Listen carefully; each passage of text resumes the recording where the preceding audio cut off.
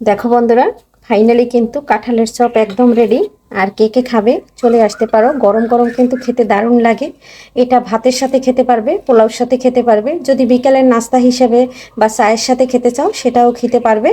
এখানে কিন্তু কোনো কিছুতে কমতি নাই, কোনো সবভাবেই খাওয়া যাবে। এই কাঁঠালের চপটা দেখতে যেরকম লোভনীয় হয়েছে, খেতে কিন্তু দারুণ লাগছে বন্ধুরা। তোমার দাদাই কিন্তু 2 টুকরা খেয়ে নিয়েছে আর সে বলছে এক্সিলেন্ট হয়েছে। আর এভাবে বন্ধুরা একবার রেসিপিটা ফলো করে বানিয়ে দেখতে পারো, খেতে কিন্তু দারুণ লাগে। আর নতুন পুরান বন্ধুরা, দেশ ও দেশের বাইরে থেকে এবং যে বন্ধুরা আমার ভিডিও সবসময় দেখে এবং সুন্দর সুন্দর কমেন্ট করে অনেক অনেক ভালোবাসা দেয়, তাদের জন্য রইল অনেক অনেক শুভকামনা এবং ভালোবাসা অবিরাম। আর সবাই একটু লাইক দিয়ে ভিডিওটা কন্টিনিউ করবে প্লিজ বন্ধুরা। একটা লাইকের কারণে যেতে পারবো নতুন নতুন বন্ধুদের কাছে। আর ফুল ওয়াশ করে দেবে বন্ধুরা, আমি ছোট ছোট ভিডিও দেই, একটু ফুল ওয়াশ করে দেবে বন্ধুরা। সবাই কেমন আছো? আমি পাপড়ি কিচেন অ্যান্ড ব্লগ থেকে চলে আসলাম নতুন একটা ছোট্ট কচি কাঁঠাল নিয়ে। এই কাঁঠালটার কিন্তু আমি ফ্রাই করব। আর কিভাবে করি বন্ধুরা দেখতে থাকো। এখন আমি হাতে তেল মাখিয়ে নিয়েছি, আর নিয়েছি কাঁঠাল, আর নিয়েছি বটিতে তেল মাখিয়ে এটা কেটে হলুদ জলের ভিতর ভিজাবো। দেখো বন্ধুরা, ছালাই কিন্তু আমি এই যে কাঁঠালটা কেটে নিয়েছি। এখন আমি মাঝখান থেকে আটিটা, এই আটি যেটা, এটা কিন্তু চাকু দিয়ে ফেলে দেব। তারপরে ভাপ দিয়ে তারপরে তোমাদের সাথে শেয়ার করব কিভাবে চপ তৈরি করি। বন্ধুরা দেখো, এই যে সিদ্ধ করে নিলাম খুব সুন্দর করে, হলুদ দিয়ে উল্টে পাল্টে একটা দুইটা পাশ একদম সিদ্ধ করে নিলাম। তারপরে কিন্তু এটা চপ করার পালা। আর কিভাবে করি বন্ধুরা সাথে থাকো, দেখতে থাকো। দেখো বন্ধুরা, সিদ্ধ হয়ে গেছে, এখন আমি তুলে নিচ্ছি। আর একদম কিন্তু 80% সিদ্ধ হয়ে গেছে। আর এরপরে ভেজে নেব, তখন কিন্তু আরও 20% সিদ্ধ হবে। দেখো বন্ধুরা, কাঁঠালটা কিন্তু খুব সুন্দর করে 80% সিদ্ধ করে নিয়েছি। এখন আমি চপ কীভাবে করি সেটা দেখতে থাকো। এখানে দেখো চালের গুঁড়া নিয়েছি অল্প একটু।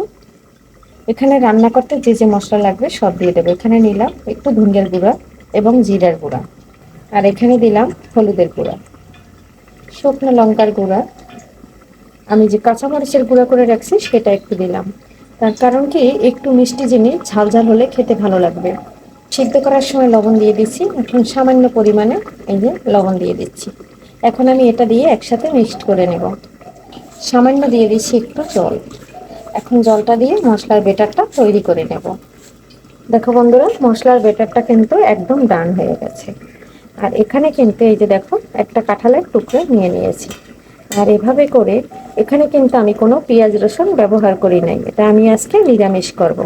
যদি পেঁয়াজ রসুন দাও সেটাও দিতে পারবে, কোনো সমস্যা নাই। এই যে দেখো, একটা আমি খুব সুন্দর করে দিয়ে দিয়েছি। এদিকে আরও একটা আমি এই মশলাটা মাখিয়ে নেব, দুইটা করে ভেজে নেব। সাথে থাকো বন্ধুরা, দেখতে থাকো, খেতে কিন্তু দারুণ লাগে। দেখো বন্ধুরা, একটা পাশ আমি উল্টে দিচ্ছি।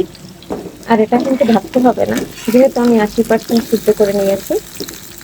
আর এখন আমি যেটুকু আছে 20% সেভাবেই ভেজে নেব।